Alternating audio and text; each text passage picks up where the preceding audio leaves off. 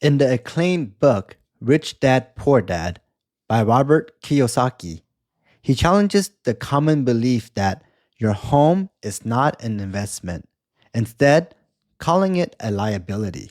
This conflicts with the traditional financial perspective that considers your home as your most significant asset. So, what's real? Is your home an investment? Let's find out. When it comes to buying a home, it's often the biggest purchase you'll ever make. This can bring worries about the debt from a mortgage. But let's break it down. What really matters for your finances? The value of your home or the debt you owe on it? To understand this topic clearly, we must first define the textbook differences between assets and liabilities.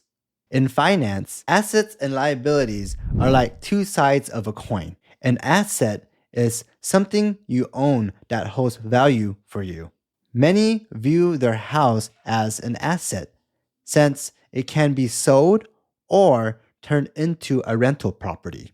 However, there's also a mortgage, the liability. Liabilities are what you owe, like debts or financial commitments. With a mortgage on your home, some worry it might tip the scale towards it being a liability. So here's the puzzle. Is your home truly an asset or a liability? Deciding can be tricky when you look at it simply. Now, let's talk about investment. According to Investopedia, an investment is something acquired with the aim of making money or seeing it grow in value. Always weigh the potential financial gains before purchasing a property. It all circles back to that definition. An investment is meant to generate income or appreciation. To better understand the concept, I will be sharing with you the 3 levels of investments. There are 3 levels of investments, and it is important to understand which benefits you can expect before you invest in a property or any other type of investments. Level of assets. Level 1. Asset that can generate income but does not appreciate. Let's start with the first level. An asset that brings in income but doesn't increase in value. A classic example of a time deposit. A time deposit is a type of financial asset that generates income in the form of interest payments but doesn't usually appreciate significantly in value over time. Earning assets are income-producing investments that are owned or held by a business, institution, or individual. Earning assets include stocks, bonds, rental property incomes, and other interest or dividend earning accounts.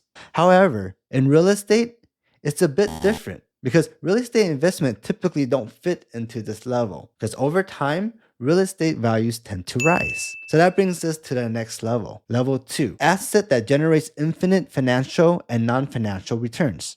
An asset that grows in value but doesn't produce ongoing income. Before we continue, be sure to tap that subscribe button to get the full scoop on safe and savvy real estate investments. Going back, level 2, asset that can appreciate but does not generate income. Think of investments like precious metals, cryptocurrencies, NFTs, or fine art.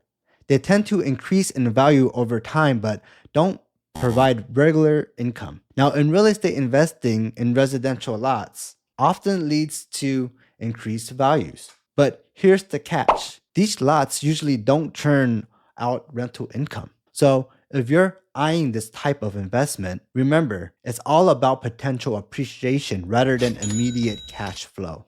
Level 3, asset that generates both income and appreciation. In this category, we're talking about investments like stocks that pays dividends, bonds to some extent, and rental properties.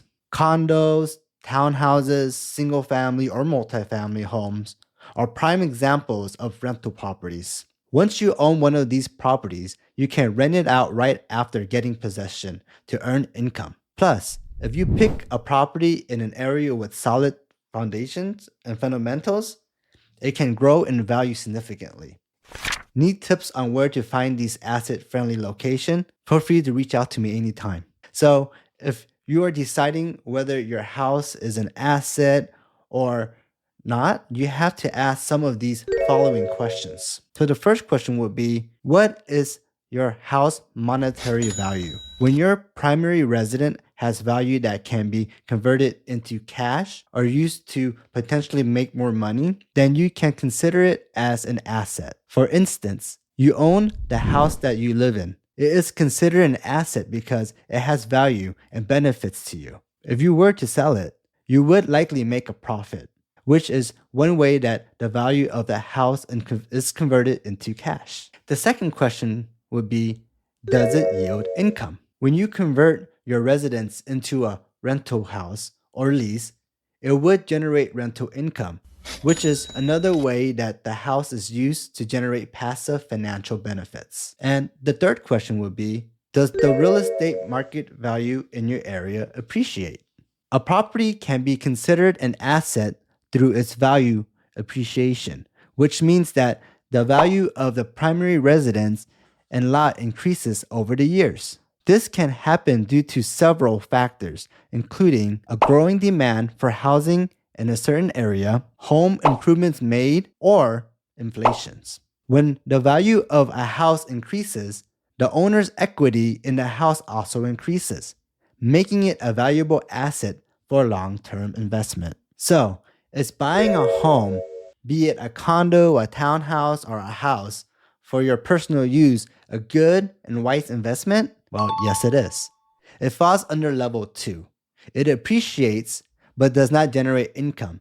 So keep in mind, don't go overboard like buying a fancier or luxury home that you really can't afford to pay long term. Your home should give you a sense of security and stability instead of being a financial burden.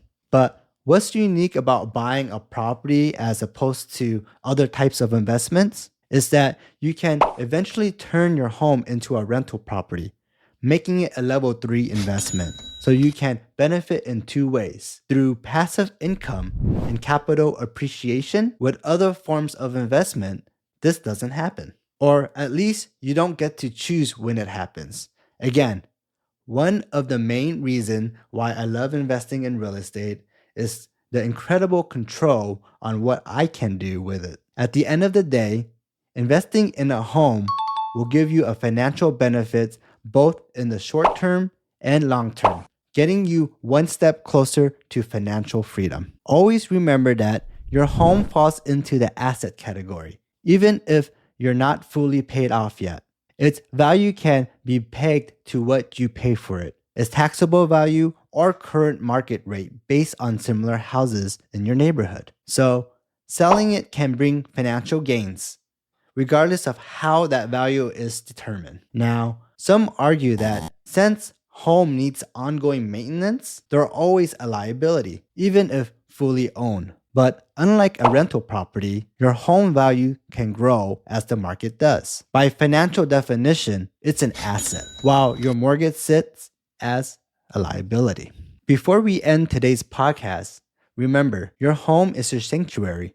If you're buying to live in it, focus on what makes you happy. Turning it into a rental investment can get complicated. Let it be your home, and if its value goes up, that's a bonus. Thanks for tuning in. Discover more about Las Vegas and Henderson with our free relocation guide. For additional details or a free consultation, visit my websites or social medias. Find all the links in the podcast description. Also, I love hearing from our listeners. If you have any questions, comments, topic suggestions, or real estate stories to share, please reach out to us. You can follow me on my social media pages. Just search for Long's Real Estate, local realtor in Las Vegas and Henderson, Nevada. I will also save the links in the description of this video. Until then, remember, in Las Vegas and Henderson, the odds are always in your favor when you have the right real estate agent by your side. Thank you for joining us today. See you next week.